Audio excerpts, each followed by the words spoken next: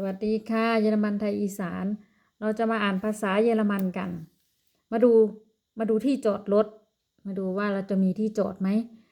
Hier gibt es keinen Parkplatz mehr ที่นี่ไม่มีที่จอดรถอีกแล้ว Dort sieht man da vorne einer ดูสิข้างหน้ามีอันนึงหรือว่ามีอยู่ที่นึง Here แปลว่าที่นี่ Gibt es แปลว่ามีมันก็ได้ es แปลว่ามันก็ได้แปลว่า Gibt แปลว่ามี